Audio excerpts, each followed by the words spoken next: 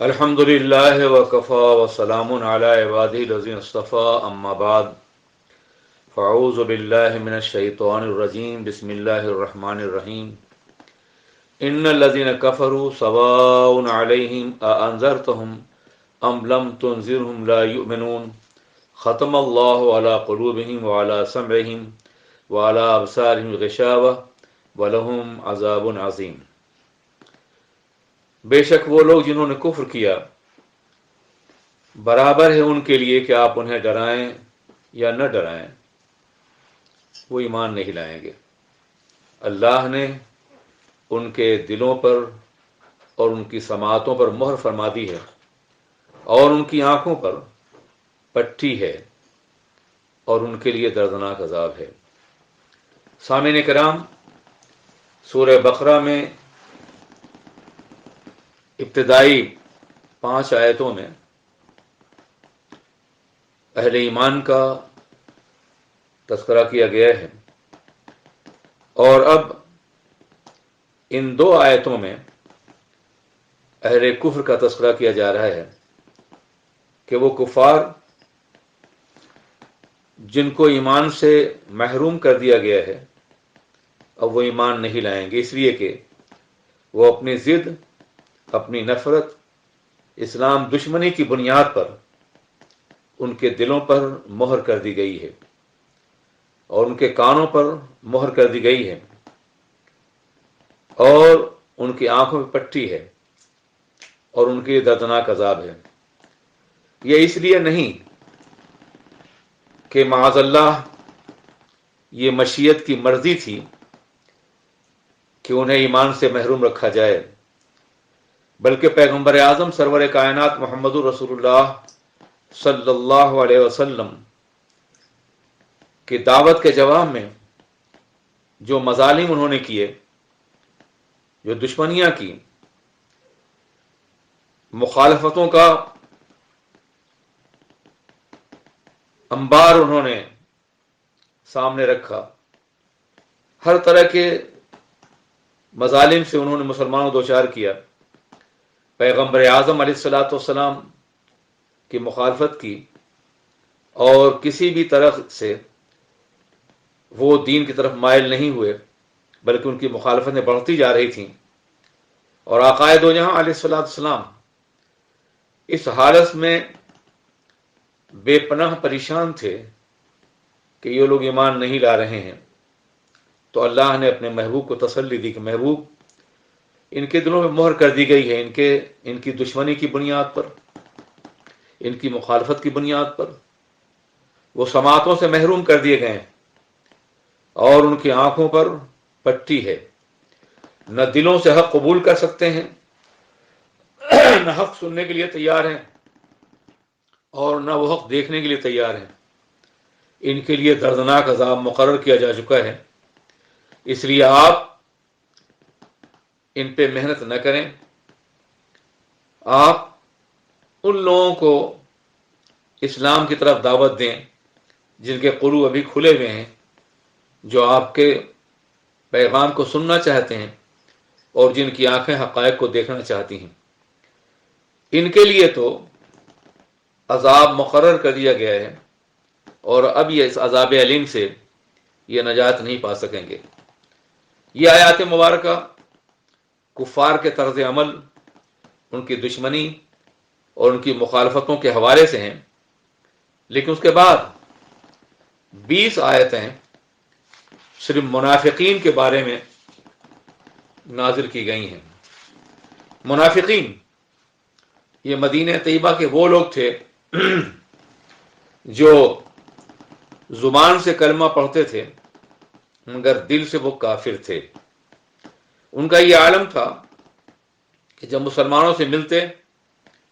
تو کہتے ہم تو مسلمان ہیں، اور جب کافروں سے ملتے تو یہ کہتے تھے کہ ہم تو مسلمانوں کے پاس صرف مذاق کرنے کے لیے جاتے ہیں، دل بہلانے کے لیے، ہم تو تمہارے ساتھ ہیں۔ ان کا یہ طرز عمل، یہ دو رخی، یہ انتہائی خطرناک تھی، اس لیے یہ خوف تھا کہ مسلمان ان کے دھوکے میں آنے کے بعد ان کے فریب سے بچ نہ سکیں، اس لیے قرآن عظیم نے ان کے فریب کا پردہ چاک کرنے کے لیے ان کے اس کردار کو بہت واضح طور پہ ان آیات مبارکہ بیان کیا ہے۔ بات دراصل یہ تھی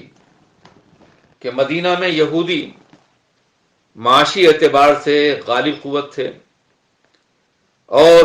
مکہ کفار اسلام کے مد مقابل اپنی سازشوں مصروف تھے۔ منافقین نے یہ سوچا کہ ہم دونوں طرف رہیں، اگر اسلام غالب ہو جائے تو ہم فائدہ اٹھائیں گے،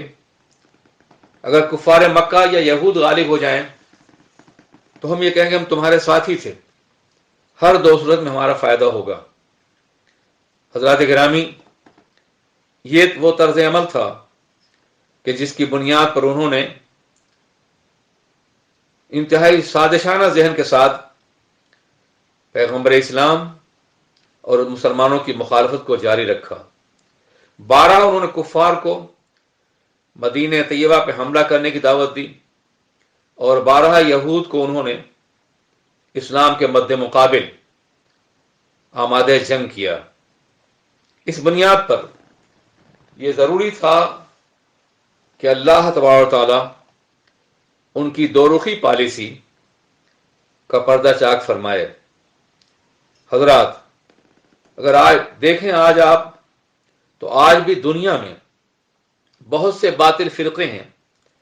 جو اپنے کو مسلمان کہتے ہیں لیکن وہ اندر سے مسلمان نہیں ہیں۔ ان کا طرز عمل، ان کا طریقہ کار، ان کا کیریکٹر، ان کا کردار یہ صرف کافروں سے ملتا ہی نہیں ہے بلکہ کافروں کے طرز عمل اور کردار کی تعریف بھی کرتے ہیں اور مسلمانوں کو کفار کے شعار کو اپنانے کی تلقین بھی کرتے ہیں۔ آج بھی یہ طبقہ موجود ہے۔ اس طرح سے ضروری ہے کہ ہم قرآن پاک کی ان آیات کی روشنی میں ان کو سمجھنے کی کوشش کریں اور جاننے کی کوشش کریں۔ اللہ ارشاد فرماتا ہے وَمِنَ النَّاسِ مَن يَقُولُ آمَنَّا بِاللَّهِ وَبِالْيَوْمِ الْآخِرِ وَمَا هُمْ بِمُؤْمِنِينَ، لوگوں میں وہ شخص بھی ہے یا وہ لوگ بھی ہیں جو یہ کہتے ہیں کہ ہم اللہ پر ایمان لائے اور آخرت پر، جبکہ وہ مومن نہیں ہیں، نہ وہ اللہ پر حقیقتاً ایمان لائے ہیں اور نہ آخرت پر۔ یخادعون اللہ، وہ اللہ کو دھوکہ دینا چاہتے ہیں، والذین آمنوا، اور ان لوگوں کو بھی جو ایمان لائے ہیں، وما یخدعون الا انفسهم وما یشعرون، مگر وہ نہ خدا کو دھوکہ دے سکتے ہیں اور نہ اہل ایمان کو، وہ تو صرف اپنی ذات کو دھوکہ دے رہے ہیں اور انہیں شعور نہیں ہے کہ وہ شدید خسارے کا سودا کر رہے ہیں۔ جو اسلام سے بغاوت کرے گا یا منافقت اختیار کرے گا یقیناً اس کا نقصان اس کی ذات کو پہنچے گا۔ چنانچہ ان منافقین کو بھی ناکامیابیاں میسر آئیں گی اور یہ کبھی اپنی سازشوں میں کامیاب نہیں ہوں گے۔ اللہ ارشاد فرماتا ہے فی قلوبہم مرض، ان کے دلوں میں نفاق کا مرض ہے، یہ منافق ہیں، اور اللہ ان کی منافقت کی بنیاد پر، ان کی دشمنی کی بنیاد پر بطور سزا ان کے نفاق کو کے مرض کو بڑھا دیا ہے۔ ان کے لیے انتہائی تکلیف دہ عذاب ہے، انتہائی دردناک عذاب ہے۔ یہ اس لیے ہے کہ وہ جھٹلاتے ہیں حقائق کو، سچائیوں کو اور اسلام کو، اور جب ان سے کہا جاتا ہے کہ زمین پر فساد برپا نہ کرو، اپنی دو رخی پالیسی کی بنیاد پر، اپنے منافقت کی بنیاد پر، اپنے اس طرز عمل کی بنیاد پر تم فساد فی الارض کے مرتکب ہو رہے ہو، تو وہ کہتے ہیں ہم تو اصلاح کرنے والے لوگ ہیں، ہم یہ چاہتے ہیں کہ حق اور باطل میں ایک سمجھوتا ہو جائے، ہم تو مصلحین ہیں۔ حضرات گرامی، اس آیت کریمہ کی روشنی میں کیا آج کے ماڈریٹ طبقے کو، مغرب زدہ طبقے کے کردار کو ملاحظہ نہیں کرتے کہ وہ اسلام کے خلاف اپنے طرز عمل کو یہ کہہ کر کے لوگوں کو مطمئن کرنا چاہتے ہیں کہ ہم تو صلح پیدا کرنے والے ہیں، ہم تو اصلاح کرنے والے ہیں، ہم تو بڑے مصلح ہیں، لیکن حقیقت یہ ہے کہ وہی فساد برپا کرنے والے ہیں، لیکن انہیں شعور نہیں ہے کہ جسے وہ اصلاح کا نام دے رہے ہیں وہ فساد ہے، حق سے انحراف، حق سے بغاوت، حق کی دشمنی، حق کی پردہ پوشی، سچائی سے انکار، صداقت سے دوری، یہ فساد ہے۔ حق تو ہمیشہ اصلاح کی دعوت دیتا ہے، مصلح وہ لوگ ہیں جو حق پر قائم ہیں، اور مفسد وہ لوگ ہیں جو حق سے انحراف کرنے کی کوشش کرتے ہیں۔ اللہ ارشاد فرماتا ہے وَإِذَا قِيلَ لَهُمْ آمِنُوا كَمَا آمَنَ النَّاسُ، جب ان سے کہا جاتا ہے کہ ایمان لاؤ جیسا کہ لوگ ایمان لائے ہیں، اس کے مخاطب کفار بھی ہو سکتے ہیں اور منافقین بھی، اس لیے کہ منافقین کا ایمان اہل ایمان کی طرح سے نہیں تھا۔ اس آیت کریمہ میں اللہ تبارک و تعالی صحابہ کرام کو جو اولین مومنین ہیں ان کے ایمان کو معیار قرار دے رہا ہے۔ ایمان لاؤ اس معیار پر جس معیار پر لوگ ایمان لائے ہیں، صحابہ کرام ایمان لائے ہیں۔ اس سے بات یہ ظاہر ہے کہ صحابہ معیار ایمان ہیں۔ اگر کوئی شخص یہ کہتا ہے صحابہ معیار ایمان نہیں ہے تو وہ قرآن پاک کی اس آیت کا منکر ہے۔ قالوا انؤمن کما آمن السفہاء، جب ان سے کہا جاتا ہے کہ اہل ایمان کی طرح ایمان لاؤ تو وہ کہتے ہیں کہ کیا ہم اس طرح ایمان لائے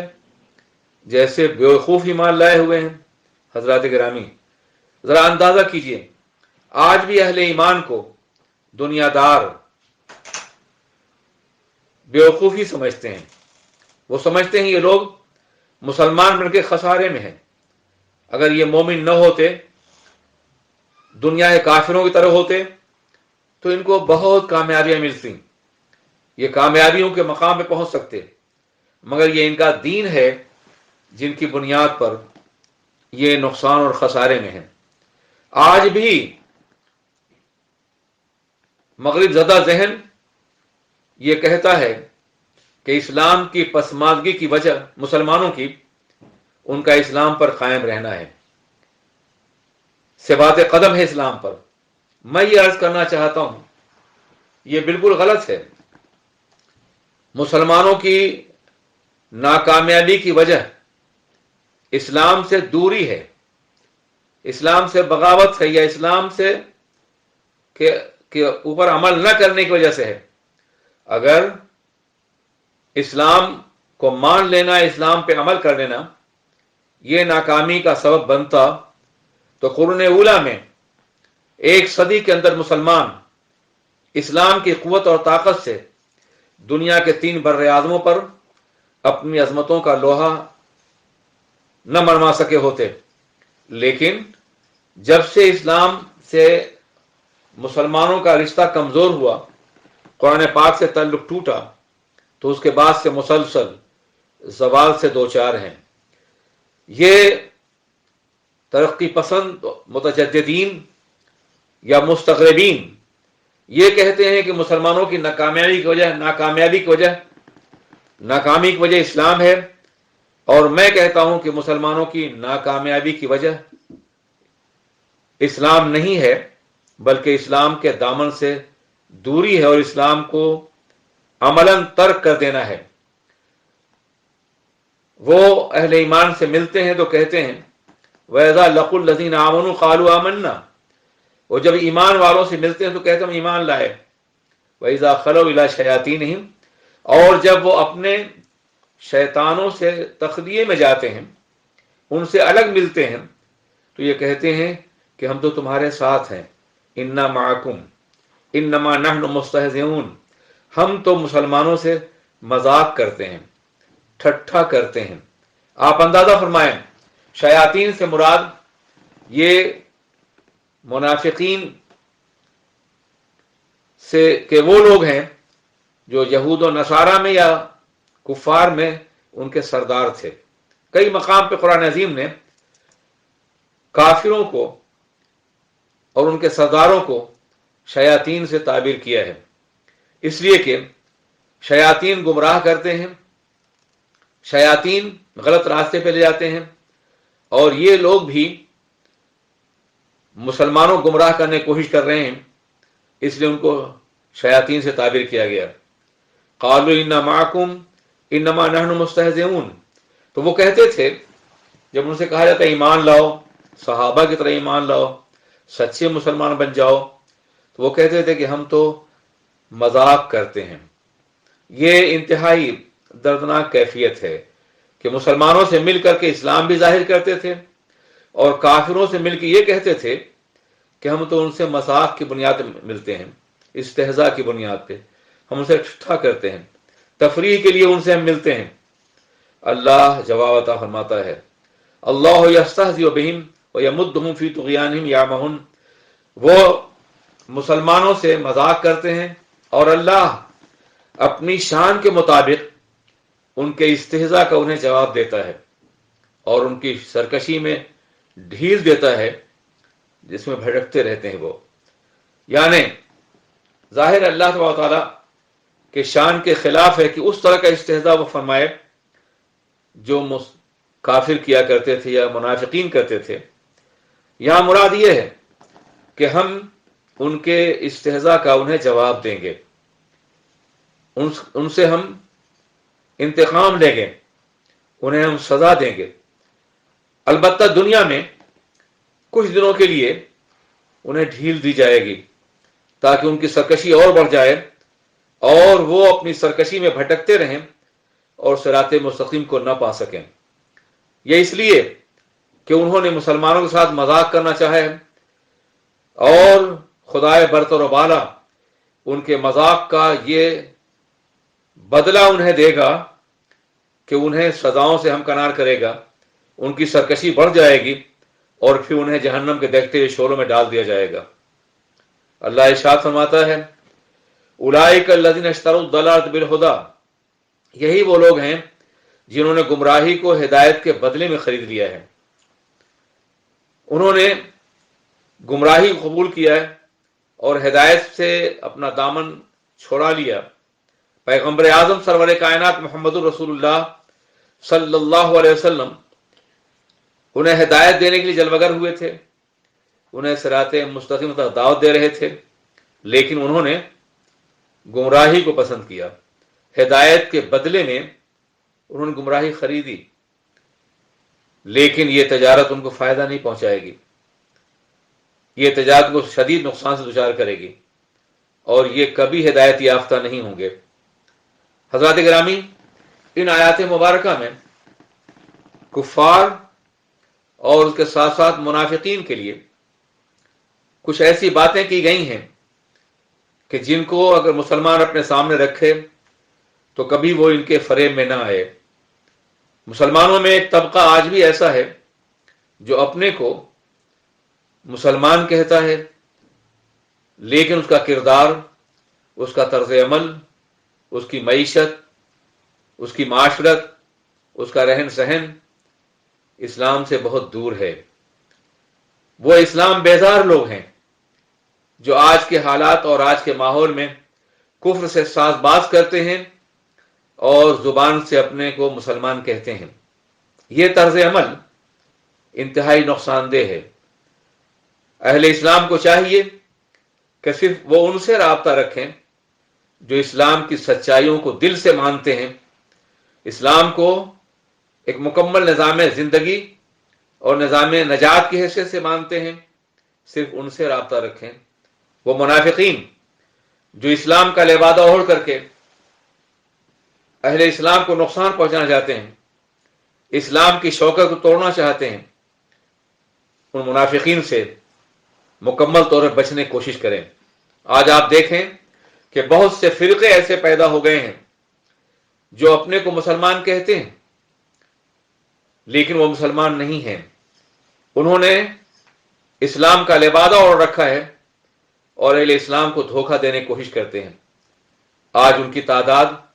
دن بدن بڑھتی جا رہی ہے۔ اگر اہل اسلام نے، ارباب ایمان نے کام کرنا چھوڑ دیا اور اسلام کی صداقت کی تبلیغ حقیقی طور پہ ترک فرما دی، تو نتیجہ یہ ہوگا کہ ایسے لوگوں کا غلبہ ہوگا اور اسلام دن بدن نقصان پذیر ہوگا۔ مسلمانوں کو چاہیے کہ ایسے لوگوں سے بچیں جن کا طرز عمل دو رخی کا ہے، جو دو چہرے رکھتے ہیں، مسلمانوں میں اسلام کی بات کرتے ہیں اور کفار کے ساتھ مل کر کے وہ کفر کی تائید کرتے ہوئے نظر آتے ہیں۔ مسلمان ہمیشہ حق کا ساتھ دیتا ہے اور وہ کبھی بھی کوئی ایسا طرز عمل اختیار نہیں کر سکتا جس میں وہ کفر کے ساتھ سمجھوتا کرنے کی کوشش کرے اور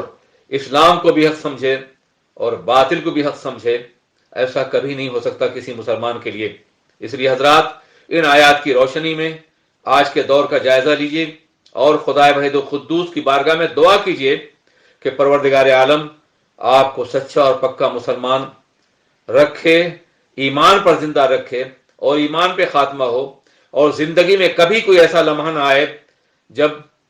باطل آپ کے قریب آئے اور آپ باطل کے سامنے جھکے ہوئے نظر آئیں۔ اللہ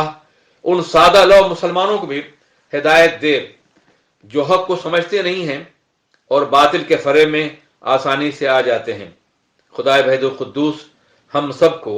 ایمان کی اعلیٰ ترین قدروں سے نوازے۔ حضرات، ماہ رمضان جلوگر ہو چکا ہے اور اس ماہ مبارک کی برکتوں سے فیضیاب ہونے کے لیے ہمیں ضروری ہے کہ ہم عبادت میں اخلاص پیدا کریں اور روزہ رکھیں، قرآن عظیم کی تلاوت کریں، خدائے وحید القدوس کی بارگاہ میں جھکیں، سچے دل سے توبہ کریں، اور ماہ رمضان کے بعد اگر ہم کورونا کے لاک ڈاؤن سے نکل سکیں تو ایک بہتر انسان بن کے نکل سکیں۔ رمضان پاک کا مہینہ اسی لیے عطا فرمایا جاتا ہے تاکہ ہم اپنی ماضی کی غلطیوں کو یاد کر کے خدا کی بارگاہ میں توبہ کر لیں۔ آقائے دو جہاں نے ارشاد فرمایا، من صام رمضان ایمانا و احتسابا غفر له ما تقدم من ذنبه وما تاخر، جو شخص ماہ رمضان کا روزہ ایمان اور احتساب کے ساتھ رکھے گا اس کے تمام گزرے ہوئے گناہ معاف کر دیے جائیں گے۔ اللہ تبارک تعالیٰ اس ماہ مبارک میں ہم سب کے گناہوں کو معاف فرما دے اور کورونا کی مصیبت سے نجات عطا فرمائے، ہماری مسجدیں پھر آباد ہوں اور ہم اجتماعی طور پہ اپنے پروردگار کی بارگاہ میں سجدہ کر سکیں۔ آمین بجاہ النبی کریم صلی اللہ علیہ وسلم۔ تو کتنے منٹ